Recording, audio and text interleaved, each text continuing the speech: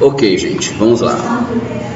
Então a gente continua agora com aquelas noções de botânica que nós já começamos na aula passada. Quem está assistindo o vídeo em casa vai ter que passar lá no site, assistir algumas aulas minhas, onde a gente falou de alguns termos próprios, de algumas nomenclaturas, algumas tipologias de paisagismo, e assistir algumas aulas de professores que são botânicos, florestais, biólogos, e eles vão dar alguns conceitos a mais que eu não teria tanta profundidade para ver, mas que quem está assistindo a aula agora aqui presencial já teve acesso. Algumas coisas são básicas, a gente vai precisar falar, vocês já viram lá com os professores, sobre a questão da existência de alguns órgãos. E a gente vai perceber que a maioria das plantas que a gente vai estudar, elas têm essas características todas, e elas são a maior parte das espécies que a gente vai ter como objeto de trabalho em paisagismo. A maioria das plantas que a gente usa em paisagismo, elas têm raiz, tem caule, tem folha, tem flor e tem fruto. Mas a gente vai perceber que, apesar disso, não são todas.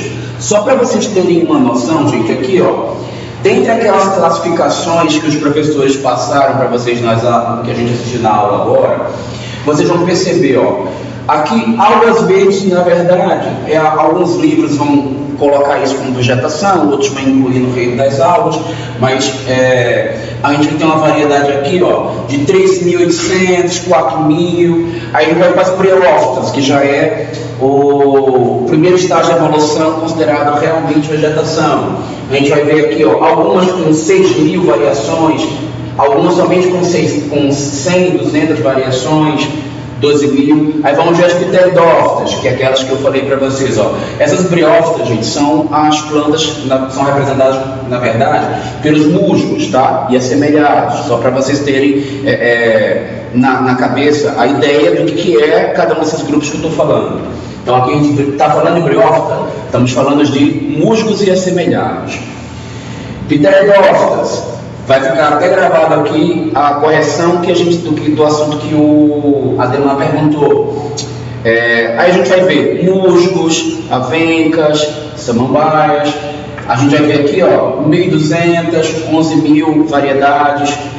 Quando a gente entra nas gimnospermas, que estão aqui, ó, que já é a classe de plantas que tem sementes, mas não tem fruto de verdade, nem flor, a gente vai ter, ó, 600, 100 variedades, 70.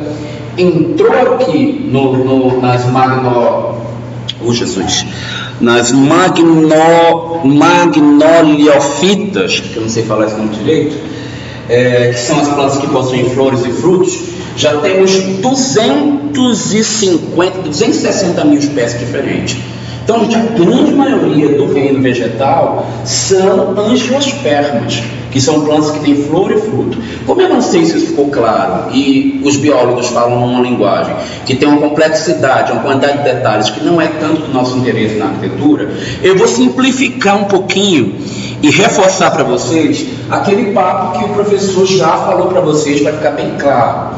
O que é briófita, gente? Ó, antes de briófita, não é considerado vegetação, para o nosso estudo não vamos considerar. Muito embora tenham algumas algas verdes, que alguns livros consideram como planta, mas a gente já está numa consolidação no meio da botânica que considera só briófita como vegetação, tá? Do reino plantário. Então, briófita, musgo. Qual é a diferença das briófitas para as demais espécies, basicamente? Briófita não possui vaso condutor, não possui xilema, não possui floema. Qual que é a grande limitação de uma briófita? A briófita é sempre pequenininha, porque como é que a briófita conduz a água e os sais minerais? As briófitas, elas, eu acho que é por osmose, não vou usar dizer o processo químico exato que acontece, mas a água, ela penetra da membrana de uma célula para outra e passa de uma outra para outra. Só que à medida que a água vai passando de uma célula para outra da planta, aqui tem uma quantidade, aí quando chega aqui nessa reduziu, chega na outra reduziu mais ainda. chega um ponto que ela não consegue levar a água para uma extensão muito grande do vegetal. Portanto, por isso que os vegetais briófitas, eles não conseguem se desenvolver para um tamanho muito grande. Aí acontece uma grande etapa da evolução. Gente, quando eu estou contando essa história aqui da vegetação para vocês, eu estou falando de pré-história, eu não estou falando daquela pré-história mesmo que a gente estudou, quando eu falei das construções vernaculares, não. Eu estou falando de muitos milhões de anos antes da existência do ser humano, ok? E aí a gente tinha essa vegetação aqui, que era um período em que a vegetação estava muito ligada à água. Ela precisava de um pouco de água para que existisse essa condução, tá? Inclusive para conseguir fazer a sua reprodução. Nesse período aqui, que só existia briófitas, que até hoje a gente tem, mas naquela época foram os primeiros seres vivos do reino plantário, a multiplicação deles, a reprodução, era feita a partir de células que só transitavam dentro da própria água. Então era necessário água para acontecer essa fecundação. Aí, com a evolução, no segundo estágio da evolução, vão existir as pteridófitas. Qual que é o grande ganho das pteridófitas? O meio de fecundação não é mais necessariamente aquático, embora existam pteridófitas que têm essa ligação também com o mesmo tipo de reprodução. Nas briófitas já começa a existir a multiplicação a partir do ar. Ok? Então, a partir desse momento aqui, as plantas já conseguem se multiplicar com maior velocidade e o porte delas começa a ser maior, certo? Já começa a ocorrer uma fecundação que não está diretamente ligada à água. E a gente começa a ter grandes portes, porque elas começam a poder se reproduzir de uma maneira diferente que existia na briófita. O que difere da pteridófita para chegar nas gimnospermas? Gimnosperma, além de tudo, ele vai possuir sementes, que é uma outra facilidade de você fazer a fecundação e multiplicação, porque os animais eles vão começar a poder transportar a semente e fazer a fecundação em outras áreas de maneira independente. Saindo da gimnosperma para a angiosperma, só para exemplificar, aqui nós estamos nas samambaias, estamos nos xaxins, estamos nas cicáceas, ok? Chegou aqui na gimnosperma, onde tem semente. Onde é que nós estamos aqui? Nos pinheiros, nas araucárias. Não temos frutos, não temos flores. Mas não tem um fruto lá que dá no pinheiro? Não tem araucária, ela não dá uma pinha, que é aquele negócio duro que a gente faz arranjo de fim de ano, aquela coisa bem seca. Não é considerado um fruto aquela pinha lá, tá? Apesar dela ser também um órgão reprodutor na gimnosperma, mas ela não se origina da fecundação a partir de uma flor. Portanto, para os botânicos não é flor nem fruto considerado aquela pinha, tá? Aqui na angiosperma, que é a grande quantidade de seres vivos do reino plantário, é onde a gente vai encontrar a semente, a flor e o fruto. Ok? Inclusive em alguns momentos com os pseudofrutos que a gente já viu nos vídeos, que quem está assistindo em casa vai assistir os vídeos para entender o que a gente está já discutindo aqui. Tá claro para vocês, gente? O que tem daqui para aqui? Não existe vaso, não tem xilema e floema. O que é xilema e floema? São os vasos condutores de nutrientes. O xilema vem do solo com a seiva bruta, que tem água e sais minerais. O floema volta da folha depois de fazer a fotossíntese com açúcares e aminoácidos. Tá? Xilema joga sais minerais para as folhas com água. Floema retorna a alimentação para a planta com açúcares e aminoácidos. Está claro isso? Então, existe vaso condutor aqui. Aqui existe, além do vaso condutor, semente. Nesta última, além do vaso condutor e da semente, tem as flores e os frutos. Deu para entender bem a diferença? Esse de cá não tem vaso condutor. Tá? A condução do água acontece por transmissão através das membranas das células. Sim. E vai nos interessar também essa compreensão sobre fotossíntese que ele fala lá. Porque a gente vai perceber que a característica de ser verde, ele vai ampliar a capacidade de fazer fotossíntese, e isso vai dando sinais para a gente. Gente, fazer fotossíntese de uma maneira mais ampla, menos ampla, é uma coisa que interessa a quem é paisagista. Entender, por exemplo, como são essas raízes, as que têm aquela capacidade de respirar, mesmo estando em solo alagado, e as que não têm, vai fazer com que para a gente seja possível ou não implantar um determinado tipo de planta no local. Mas você tem que saber de cabeça quem tem essas características. Gente, a gente não tem que saber de cor nada disso. Primeiro do que você juntar de posse, de um livrinho de referência que eu já dei no primeiro dia de aula, ou de vários livrinhos do Harry Lorenzi. Depois da gravação me cobrem para eu passar para vocês algumas facilidades para acessar o Harry Lorenzi aqui na nossa biblioteca, tá? Em outras bibliotecas.